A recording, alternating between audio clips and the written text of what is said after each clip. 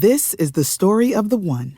As head of maintenance at a concert hall, he knows the show must always go on. That's why he works behind the scenes, ensuring every light is working, the HVAC is humming, and his facility shines. With Grainger's supplies and solutions for every challenge he faces, plus 24/7 customer support, his venue never misses a beat. Call quickgrainger.com or just stop by. Grainger, for the ones who get it done. At Baker's Pharmacy, care is what's most convenient for you. Care is being here when you need us. We're open evenings and weekends. Care is helping you save more. Most insurance plans and discount cards are accepted at your local Baker's Pharmacy. Care is saving you time by managing your prescriptions online. You can request refills, check order status, and more. Care is convenience that works for everyone. Baker's, a world of care is in store. Services and availability vary by location. Age and other restrictions may apply. For coverage, consult your health insurance company. Visit the pharmacy or our site for details. With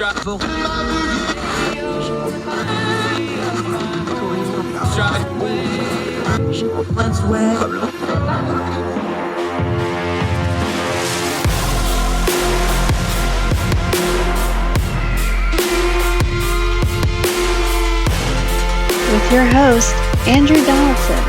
This is Heard Tell. Welcome back to Heard Tell. Okay, she's become one of our favorites for a lot of reasons. One is she's unique. The other reason is she's unique. We really like her. Amanda Griffiths is back on the program.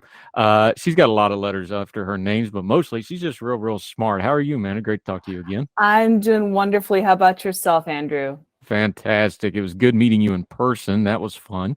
And a lot of our other friends. Let's talk a little elections, though. You wrote in Real Clear Politics. Here's my deal. Let's just go big picture before we get into the minutia here a little bit and what you wrote. I'm an actions, not words guy. We've had a couple of elections with contention here now. I don't believe anybody really cares about fixing any of the inherent problems in the election system because we would have fixed them between the last couple of elections and we just keep doing it over and over again. Am I wrong? Not just the past couple of elections. I mean, we'd have fixed them a long time ago. There are real issues that have to do with election integrity and that have to do with voter access and in particular candidate access, which redounds to voters. If you have a candidate that's representative of a voter base that can't access a ballot, for instance, then you've got voters who are being shut out of voicing their representative preference. So yeah, of course, we would have fixed this a long time ago if it mattered to fix it, but really it's just a talking point. And it's one of those things that back and forth between our generally bipartisan system or duopolistic system, you have both sides that will continue to bray about how the other side is stealing elections, the other side is playing dirty, and we all hear this talk about saving democracy. What's interesting is no one actually stops and bothers to say what they mean by democracy. So that's where it gets a little bit murky. And I think that's where we're allowed to not fix the real problems because we haven't defined what the problem is affecting. Yeah, and if we fix the problem, then we can't complain that the problem exists to our mailing list and our fundraising base, which is what's happening with a lot of this right now. Let's just be adults here. Election denialism or whatever you want to call it, there's good business there. There's good fundraising there. And there's a reason these people that can get close and not win, they file court injunctions at certain times. They file court injunctions at certain times. They have certifications at certain times. They know how to do it without legally getting in trouble. This is a business now inside the political realm. Let's just call it what it is. For sure. I mean, consultants, pundits, politicians, they'll make a lot of money talking about stolen elections. And I want to point out that every cycle, it's whatever party is sort of the most scared of losing power. So this particular cycle, the Democrats were very scared of losing their grip, of losing their majority. And you actually saw Hillary Clinton put out this fundraising video talking about how in 2024 they were planning a coup, that the Republican, this MAGA fascistic base was planning this coup. And let's see, she's actually got an initiative now called Crush the Coup, which sounds suspiciously like Stop the Steal, doesn't it? Yeah, see, sloganeering always does it when you do that, especially when you project out and we don't even know who the candidates are going to be, although we can kind of guess. Amanda Griffiths joining us. You touch on a couple of things here. You touch on one thing that I actually struggle. Look, let's just do some grown folk talk here. I struggle with this particular part that you touched on your base. What do we do with long shot candidates from either third parties or independents that make it on the ballot? They do everything they're supposed to do, and we'll talk about ballot access in a minute. You also touch on that. I struggle with this because at one point I'm like, yeah, if they cover their bases, they do everything right, they get on the ballot. But I also understand the argument of like, look, we got two people that can win and a couple percentage point. Look, I've got a friend of mine in West Virginia won her House of Delegates seats by 56 votes. Okay. These things really matter when you get a tight race and you've got two people that are clearly ahead and you can have somebody playing the spoiler role. You talk about both sides of it, that it's a part of democracy, but there is a spoiler role involved. What do we do with that? Because I struggle with that one. I'm not sure what exactly to do with that sometimes because it kind of crosses a couple different streams. Well, nobody likes a spoiler, especially when you've got a candidate for whom you're rooting, right? And do you think that the spoiler is just there to steal votes? Well, that's difficult, right? That the spoiler is just there to sabotage your guy.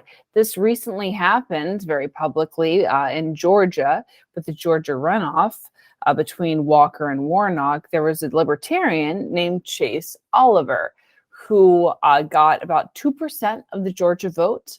And then Georgia, of course, went to a runoff. Now, was it Georgia's, or rather, was it Chase Oliver's fault that we had this runoff and that we had this runoff election? Absolutely not. No one would have heard of Chase Oliver. No one would have voted for Chase Oliver if Chase Oliver hadn't been offering some sort of alternative that neither Walker nor Warnock were able to provide. So what needs to happen when you see what these so-called spoiler candidates is both parties that are part of the more major party system, Republicans, Democrats, need to take a look and ask, what is so appealing about this figure? What's so appealing about this figure that is getting people to deviate from either my team or the other guy's team, or come out for the first time and take away? So it's, that's the viewpoint. Take away some of my votes that I'm trying to court. And when Republicans and Democrats do this right, as they have, what you see happening is they do get a lot of that other more so-called independent base, third-party base coming over. When Republicans or Democrats take on some part of that other party's platform. Republicans have done that or tried to do that with immigration. Democrats have been very successful doing this with marijuana legalization. And I'm speaking in terms of libertarians here, but obviously we can talk about Green Party. We can even talk about Democratic Socialist. I have no idea whether I would have voted for this third party candidate. But what I can tell you is that, and it doesn't matter whether we're talking about a Jill Stein, whether we're talking about a Bernie Sanders, whether we're talking about a Gary Johnson, if enough people had been satisfied with either major party candidate, you wouldn't have a problem. So I don't understand how libertarians and all these third party candidates are huge jokes until they take a little percentage of the vote to which you think you were entitled, and all of a sudden they are election saboteurs and thieves of democracy, which last I checked required a little something of pluralism.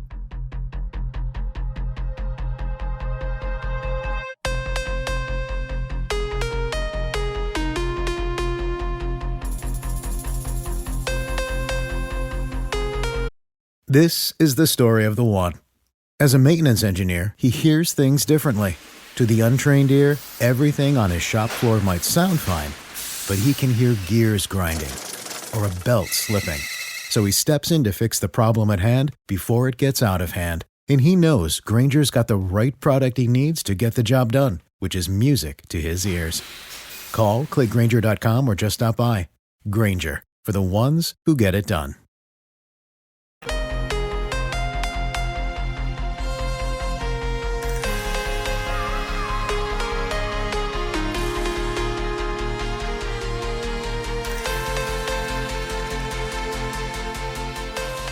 Yeah, Amanda Griffiths joining us. Okay, so the counter argument is going to be, well, they've got built-in disadvantages, and there's truth to that. You touched on it. This Tennessee example that you used, we've talked about this one on the show. This is one of the more egregious ones where major party, Republican, Democrats, they need 25 signatures for a ballot, but any kind of an independent or third party needs 56,000. That's a little more egregious than most places have, but it is true.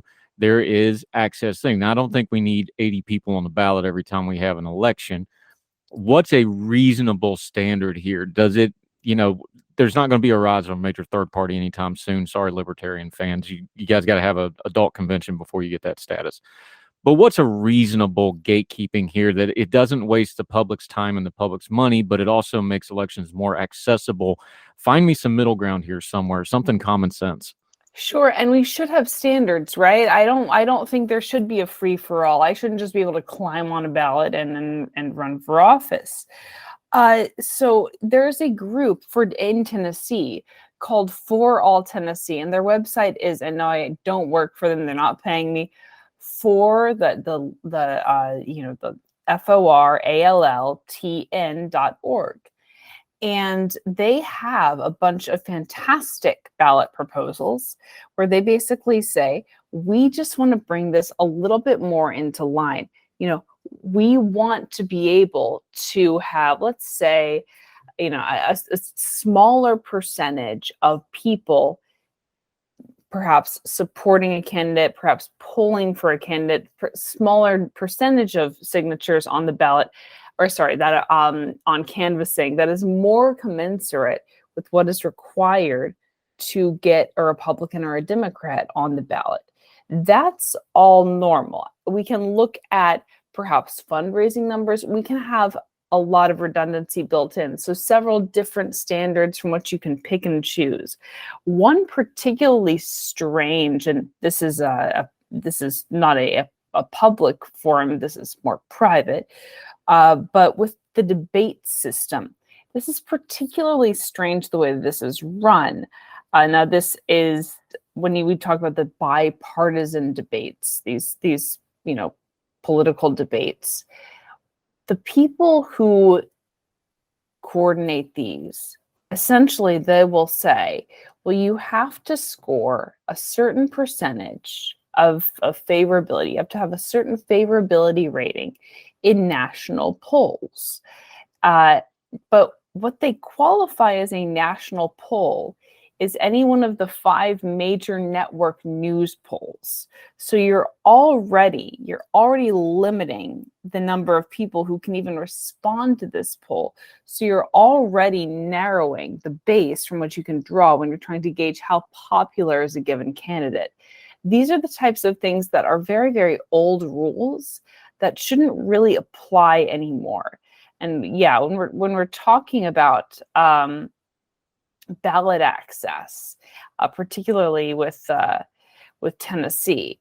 So yes, right now you need 25 signatures to run if you're a Republican, 25 to run if you're a Democrat, 25 to run, weirdly, if you're a registered independent, but 56,082 if you're a third party. I don't really understand the difference between third party and independent, but the problem with just declaring oneself an independent, if you're part of a legitimate third party, is that then you are abdicating a little bit of your ability to make voters immediately aware what you stand for. Is there an L next to your name? Is there a G next to your name? Is there a DSA next to your name? That I isn't going to say much. And so we need to rework these standards that have to do, so that they're a little bit more in line with prior voting history, with signatures, all of that. Yeah, Amanda Griffiths joining us. You talk about things like signatures. You talk about things like canvassing. These are nuts and bolts of politics that we don't talk about because they don't trend. We've gotten to where now, social media people like their little election maps and things like that. And that's great because that raises awareness. I think it does have an educational value to it. But the nuts and bolts of elections don't get talked about enough. And this is one of those things where the letters of the law really matter, and we don't focus on it like the thing in Tennessee. I bet you a lot of people in Tennessee don't even know that exists. I bet most voters probably don't know what the ballot access requirements in their municipalities are for local, state, and federal elections, and that all three of those can be very different in the exact same voting area. These things are really complicated. How do we raise the education level towards the election nuts and bolts, things like that, like how to get on a ballot, how people qualify so they don't just get stuck up with, oh, this person should run for office, and you wind up with a candidate that's unqualified or otherwise unworthy. This seems like an important piece of education for an informed electorate to have. How do we get there? I feel like Ben Sass now. I just go back to civics class. We need Schoolhouse Rock. We need Schoolhouse Rock song. But who's going to teach it? Not to cut you off, but my dad was a teacher, and he always said the problem with student teachers is they're going to become teachers because he taught a lot of the student teachers. And like the problem with these students is sometimes they're going to be teachers. Like, there's a trickle down effect to something being bad. It's like the people now don't know how to do it. How are they going to teach somebody else something they don't know? And I just not to be a cynic, but that's I just submitted final grades too, so I feel personally attacked right now as a student teacher. But yeah, no, you're absolutely. Didn't say I was wrong. You're absolutely right that it is difficult, and I mean you can't just kick it a civics class, but part of it is that there are policy changes, and the policy changes can raise awareness a little bit. So again, we'll go back to For All Tennessee because you said correctly, Andrew. Tennessee is one of the most egregious examples of ballot access disproportionality in the country. So what For All Tennessee proposes is that, first of all, they proposed reducing the retention requirement to keep ballot access from 5% of votes in a statewide race to 1% of votes for third party or minor party candidates. Anything that you do that is going to allow for greater access to ballots, for voters to feel more represented by a greater swath of people, and to voice the fact that they have this representative alternative. Anything you do there is automatically going to make people care more about it. And yes, we do need fewer signatures. 0.5% of the votes in the last governor's race, say, if we've got gubernatorial candidates. Right now, it's 2.5%. So that can be curtailed, that can be cut down. And this would also lower the cost to taxpayers. So again, I'm reading directly now from the For All Tennessee website. Tennessee law states that any party who achieves over 5% must participate in a taxpayer-funded primary. And this bill actually increases that threshold to 25%, which reduces the cost, makes it more difficult for all candidates to get in that taxpayer-funded primary. So once again, just making it a more level playing field. And once again, this differential between the label independent and label third party, I think we need to do away with entirely, because when you look now at polling numbers, we actually have a plurality of people, more people than Republicans or Democrats are now saying, more voters are now saying, I don't align with either party. Now, maybe they're saying I'm a libertarian. Maybe they're saying I'm Green Party. Maybe they're saying I am independent. Maybe they're saying I'm a socialist. We don't know. But people are saying I am X, and they're getting lumped into this category called independent. I'll tell you what, Justin Amash is not the same type of independent as Bernie Sanders, is not the same type of independent as Jill Stein. So when we talk about how a plurality of Americans now are actually independent voters, I'd like to think all Americans are independent voters. We need to be defining what that means, not just third party, not this thing that I know or think that I understand, but rather, okay, what do they stand for? And then what do they believe in? And then major parties can look at that and say, well, how do we integrate some of these popular initiatives into our platforms? That's what a successful postmortem does. Yeah, Amanda Griffiths. Postmortem, pre-mortem, if you're going to defend democracy, you need to understand at least how it works. Yes. And we seem to be failing that standard right now. Amanda, always enjoy talking to you. Let folks know where they can follow you. We're going to link to this piece so everybody can find it. Let folks know how they can follow and keep up with all the very many things you're doing, because you're all over the place nowadays. I travel and physically too, geographically. My gosh, traveling and moving. People can find me on the twitter.com at AjaxTheGriff, AjaxTheGriff. And I have just found out that I have progressed from being a Young Voices contributor to a Young Voices writer. So I will be writing for the wonderful organization Young Voices or I think is it .org or .com? No, they keep changing. We're an org. We're on org. All right. We're a nonprofit. We're an org. So you could check out my page, youngvoices.org. You can see all the media hits and all the articles that I've been working on. I always love to talk. So you go follow me on Twitter, and I'm working on getting the Instagram down, but that's a work in progress. So we'll see. Yeah. You can have at that Instagram. I'm going to stick with Twitter to the bitter end. Amanda Griffiths, our very good friend, Young Voices contributor, doing exciting stuff, including a cross-country move somewhere in here in her many travels. To Madison, my friends. In the wintertime. Good luck. I lived in Chicago. It's all right. I'm battle hardened. I'm somewhere in here. I've got reserves. So. I did Chicago and DC in back-to-back weeks, and it was colder in DC, so I must have got lucky. Amanda Griffiths, we so appreciate you. Also going to have you on the long-form podcast back. We're going to talk some more communism and classicalism and some other great stuff. You're the best, my friend. Thanks for coming back.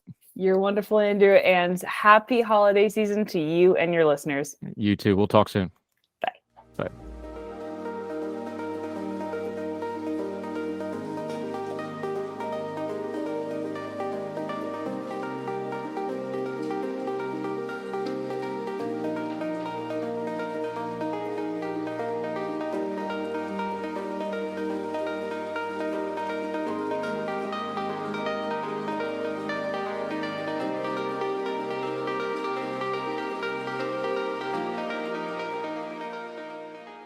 Welcome back to Heard Tell. Okay, he's returning. He's out in Utah. He does comms and stuff. Talks a lot about conservation and environmental things. Micah Safsten, how are you, sir? Great to have you back on the program. Doing well, Andrew. Good to be back. Great to have you back. Okay, I like to start with just base stuff when we talk. And I don't mean base like the kids use it, because I still don't understand what is and isn't base these days. I just mean like bases and foundational. Okay, you've been writing about the cultivated meat, not plant-based meat. Right. I'm not against the idea. I like the idea. I understand the concept. I think the concept even has a noble goal for what it's worth, that, what they're trying to accomplish. At the same time, I think we're getting a little carried away with this. We have thousands and thousands of years of human data on how to do good animal husbandry. We have good data on what is and isn't sustainable farming and sustainable agriculture and sustainable raising of food products via animals. We know what works and doesn't work. Why are we banging our head against the wall when it comes to things like plant-based meat and acting like it has to be either or here? Well, what's definitely the case is that traditional animal husbandry, traditional agricultural practices, they do have quite a toll, and they are very inefficient compared to the other foods that we eat. Any other, our fruits and vegetables are far more efficient when it comes to calories in and calories out. And so that that is certainly like a something I think we do need to take seriously. That the fact that 25 calories for 1 calorie of beef, that's pretty high. And so, and then when you look at the methane emissions and the costs it has on just the land that animals are grown upon, and then something I write a lot about is water use, and we have to feed these animals. These animals that we eat, we have to feed them something, so we have to grow plants that they eat that we don't consume at all, and so it is very inefficient. So it's ripe for innovation, and so I applaud anyone who's looking to innovate in this area, but a lot of people are doing it the wrong way, looking at the wrong things with these plant-based meats. Micah Safsten joining us. Let's just get right to the brass tacks of it. This is a business thing. They are doing this not only for altruistic reasons, but this is a growing business sector. People want to, either because of dietary reasons, religious reasons. Some people want to be, vegetarian or vegan for whatever reason. That's fine. They should have options. But this is a business model. Right now, this is a very expensive business model. And that's part of the discussion that we're having when we get into how this is getting into the market penetration, source like that. You just can't get around the cost of this at the moment, can you? No, that's right. There's a lot of money in it. In agriculture, particularly meat production, it's something like 4 meat packing companies control a majority of the industry. And that, like I said, it's ripe for innovation and ripe for disruption. You wrote about this in Real Clear Energy. We're going to link to the piece. You made an interesting comparison here between the plant-based meats, the impossible meats, these things, whatever you want to call them, and televisions. Right. So it is something of a leap there. So what I'm actually comparing is cultivated meats, not plant-based meats. So plant-based meats are I call them high-tech veggie burgers. They're not veggie burgers that you would usually think of. Veggie burgers traditionally made with like you take a bite and there's like a bean in there. Plant-based meats are like these impossible meats, and they're not good. I've had them, and they're not good. And some people disagree with me, but most people do not. But what I was comparing to televisions was cultivated meat, which is different than both veggie burgers and plant-based meats. Cultivated meat is meat that is grown in a lab. It is in terms of its chemical makeup indistinguishable from traditional meat. It's made with proteins, lipids, the same things that make up, the beef that we eat, beef, chicken, pork. And how they do it is they take a small biopsy of a living animal, so we'll say a cow, and they then take that, and I've read that it's often the size of a sesame seed, and they literally put that in enzymes, and they form meat out of it, and it grows in a lab, and it's very expensive, something like between $2,400 a pound. I mean, that's just absurd. There's no way you can bring that to market. But the point I make about the televisions is that in the year 2000, a 50-inch flat screen TV cost $20,000. Today, a 50-inch flat screen TV costs about $250. And that price reduction came over time as early adopters, eccentric, wealthy people, investors. They invest in this product and allow it to scale. And my point was that while cultivated meat is prohibitively expensive, there is time for it to scale, and it just needs to be given the opportunity to scale. And my claim is that cultivated meat is a better answer than impossible meat because of that. Impossible meat is far less expensive, but it's unpalatable. cultivated meat has the potential of being palatable, and has the potential of being affordable.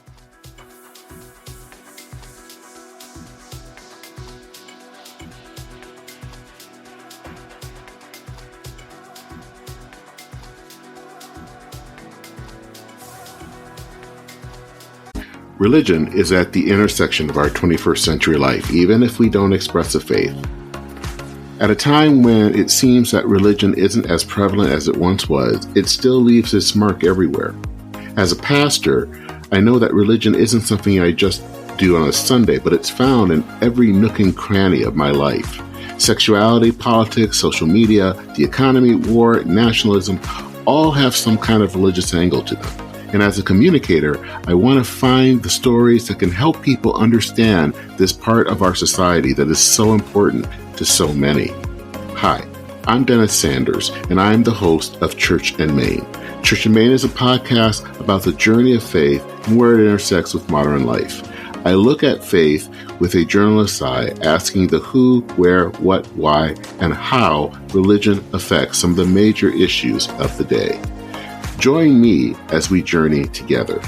You can listen to Church and Main podcasts at the website churchandmain.org or on your favorite podcast app. I look forward to seeing you. Folks, you've heard of Ethan Brown on the Heard Tell Show a couple of different times, but if you're interested in learning about how to discuss things like climate change without all the politics and doom and gloom, head over to his podcast, The Sweaty Penguin.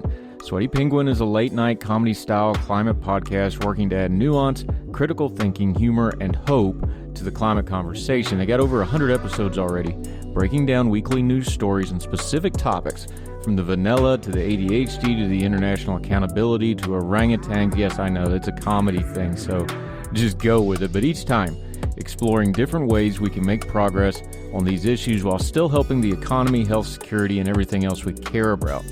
Feel overwhelmed, exhausted, or excluded by today's climate change discourse? This is the podcast for you. Find The Sweaty Penguin wherever you get your podcasts or at www.thesweatypenguin.com.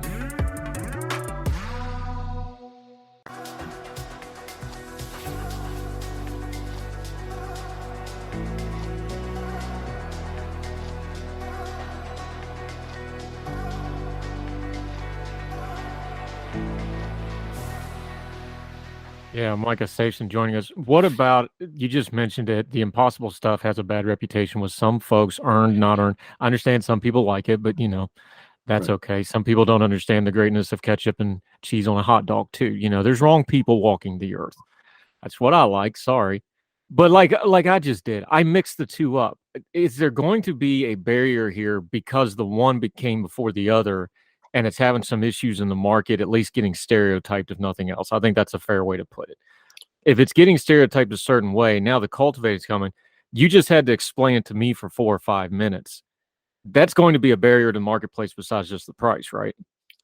I think that's exactly right.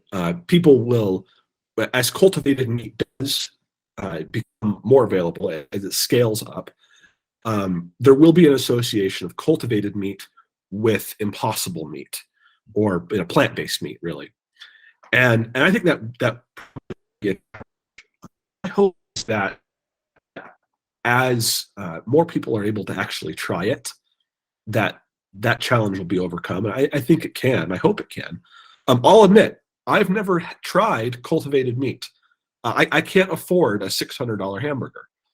But I'm confident that the market is able to produce something that is equivalent and possibly even better than a traditional hamburger using cultivated meat. And that to me makes more sense to as a way to solve some of the challenges and the emissions that agriculture takes on the planet, rather than these plant-based alternatives, which are just not good. And it kind of comes back to this point that I often find myself coming back to, that we don't have to sacrifice every good thing in our life to solve some of the environmental problems that we have around us. And often the solutions actually don't involve those sacrifices at all. And this is an example of that. Yeah, Micah Safsten joining us. Okay, we talked about the cost. We talked about the science of it. There's a big cultural component here. Let's just be honest about this thing. Like, I'm a big foodie. I'm all for market innovation. I'm for progress. I understand the problems that we're trying to solve here. At the same time, me, human being, Andy, I grew up in a culture. I'm from West Virginia. It's a big hunting thing. Like, to this day, they get a week off for Thanksgiving. It's not for Thanksgiving, it's for deer season, but they put Thanksgiving because nobody would believe that you get a week off for deer season. But you got to, because nobody's coming to school. Hunting and fishing culture. Kill it, process it, eat it. That's just kind of ingrained. Even people that don't hunt anymore live it. It's just kind of an ingrained thing, especially in the American culture of eating meat. Now, I understand, again, people have religious reasons or moral reasons. I completely respect people that have moral reasons over not wanting, the slaughter of animals. I get it. Look, I've been on the kill floor at Smithfield plant. I get it. That can make anybody a vegetarian. I understand it. At the same time, foodie me, cultural, there's a lot of people that probably feel that way to some degree of like, look, meat comes from an animal and that's that. Otherwise, you should never call it meat. We've seen this with the milk debate of labeling milk and oat milk and things like this. That's a cultural part of this argument besides the policy that you're going to have to handle, right? That's exactly right. And hunting is an interesting rebuttal because hunting, I don't think it could be said that hunting is nearly as a drastic effect on the environment as traditional agriculture does. And so, and I certainly don't want to prevent anyone from hunting.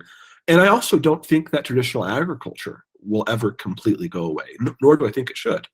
When you really look at what these companies are able to do with the cultivated meat, it really the best they can do right now is basically replicating ground beef or chicken and or pork, and a lot of the high quality cuts of meat can't replicate that. And maybe someday they will, but they can't right now. And for that reason, just that reason alone, traditional agriculture is certainly here to stay to some extent or another.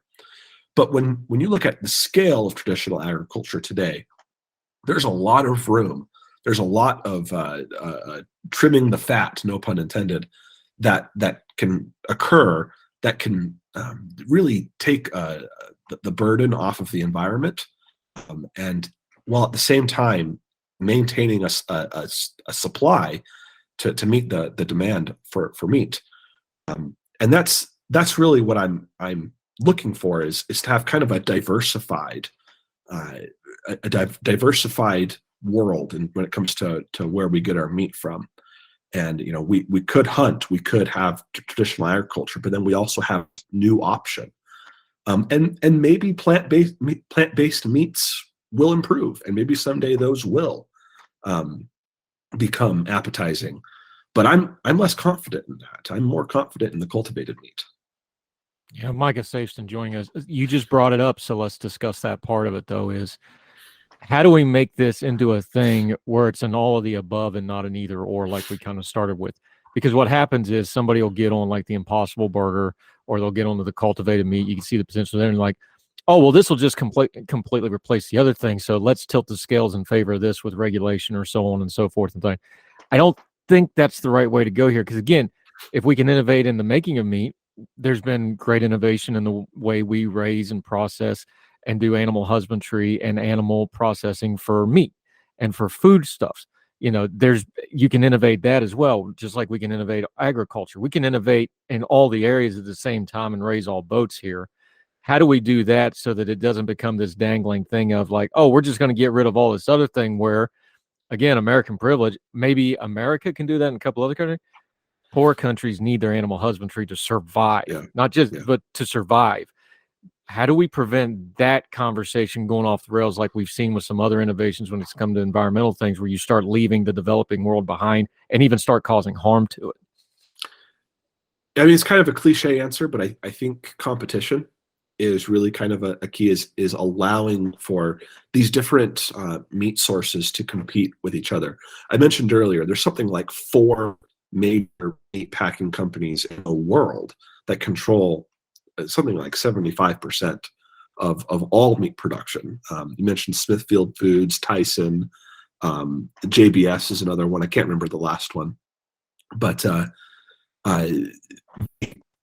that's not very much competition. We need to find policies that will allow for greater competition, and that actually means, to a great degree, deregulating a lot of the traditional agricultural operations, and allowing for more competition from smaller producers. Now, initially, that will actually probably harm the environment at first, because as you open up traditional agriculture, you're opening up, the potential for more environmental impacts. But I think in the long term, you then are incentivizing innovation, and this cultivated meat is the perfect example of that innovation. So we need to and that's really what competition does, is it incentivizes innovation. And that's what we don't see that very much in agriculture today, not just in meat, but also in crop growth. There's very little competition. There's very little innovation, and a lot of that stems for how we treat our water. Our water is often subsidized, and that's the most important resource that goes into agriculture. And so these things all kind of run together.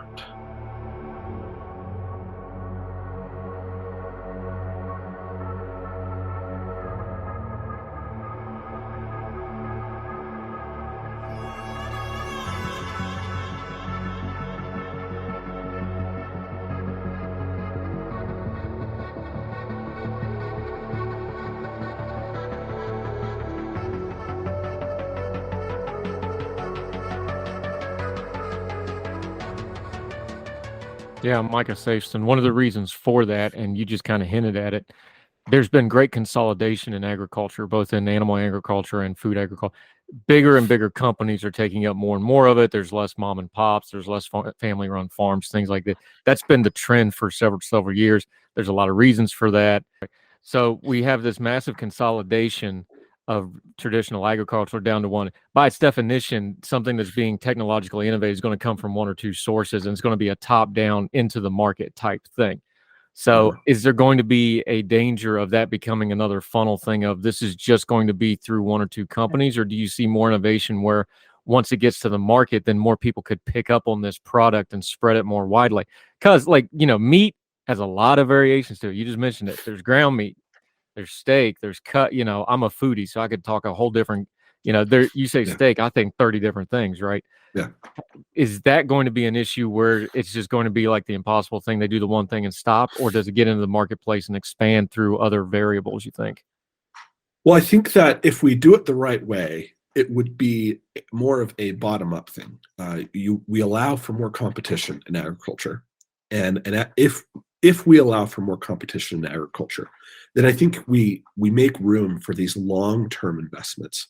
It's interesting. JBS, I think, is the biggest meat producer, I think, in the world. It's a Brazilian company, and they actually were producing these plant-based meats. They wanted to get into this, but they recently shut down their operation.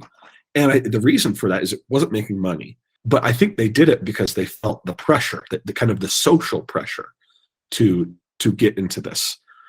And then it fizzled because it didn't work. It wasn't a good idea. So I guess my point is that these changes shouldn't be made as like social justice movements where we pressure these corporations to implement these new kinds of innovations, because they don't work. They usually are not that committed to them, and it's often just kind of a form of virtue signaling. Open up competition, allow for more competition in agriculture. That may initially mean that we are actually increasing the environmental impact, but over the long term, I think it will incentivize these innovations from the bottom up. So I would say it's the second thing. If we do it the right way, it's the second thing, where it kind of the bottom up. These long-term investments that a startup corporation might make. saying, "Hey, we can't compete with Smithfield on their beef. We just can't make those profit margins that Smithfield has because they're 200 times larger than we are. But what we can do is we can produce this cultivated meat because we've invested some time and energy and money into it, and then as it grows, the early adopters, early investors will allow this new product to become more affordable to the general public."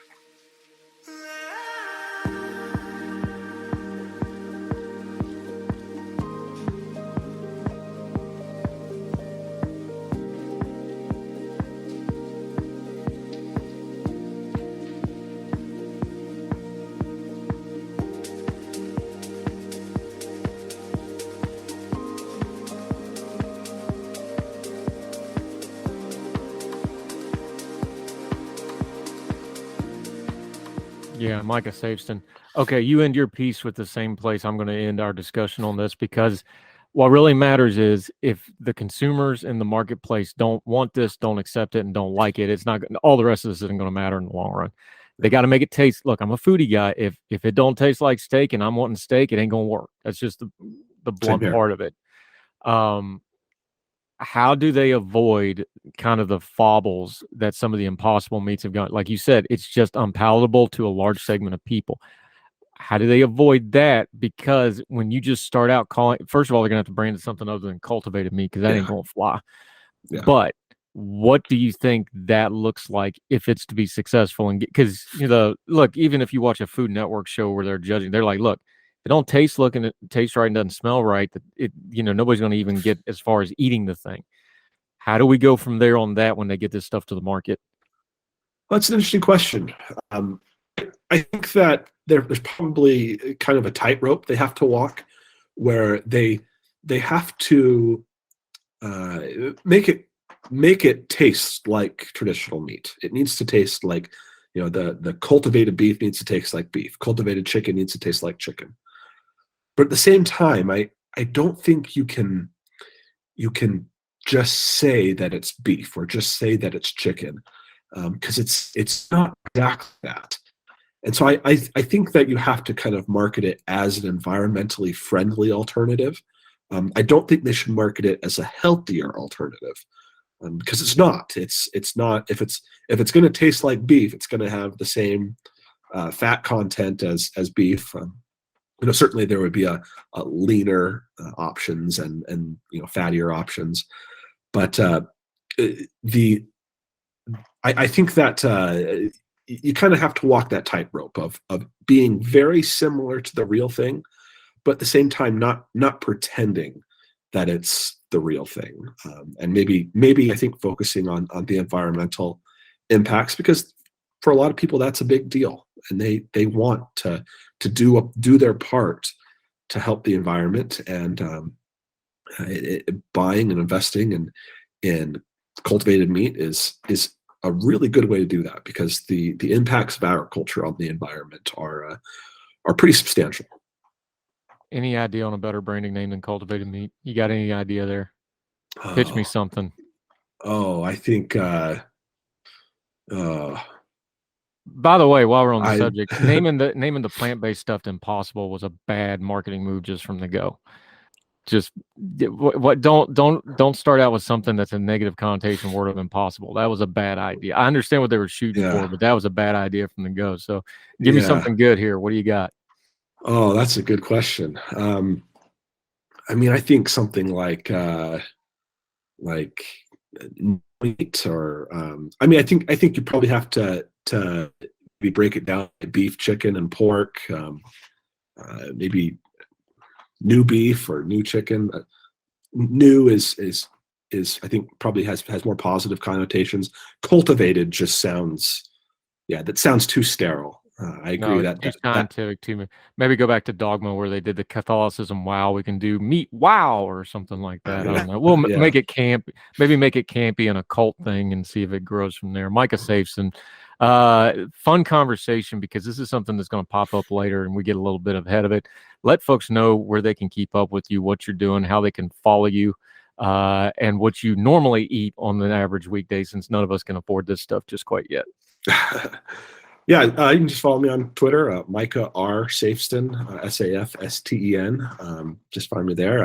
I mostly write about water in the West and the water shortage, the drought, and free market solutions to that.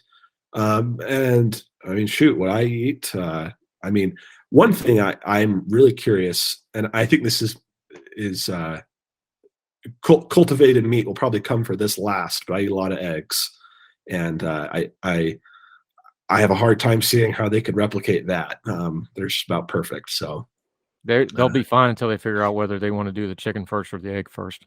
there you go. Yeah. I'm sorry, I couldn't help it. Micah Safsten, thanks for the time, buddy. Appreciate it. Thank you. Yes, sir.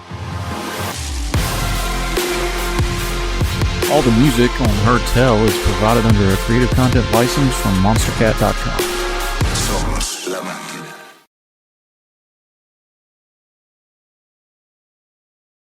This is the story of the one. As a maintenance engineer, he hears things differently. To the untrained ear, everything on his shop floor might sound fine, but he can hear gears grinding or a belt slipping. So he steps in to fix the problem at hand before it gets out of hand. And he knows Grainger's got the right product he needs to get the job done, which is music to his ears. Call, click Grainger.com, or just stop by. Grainger, for the ones who get it done.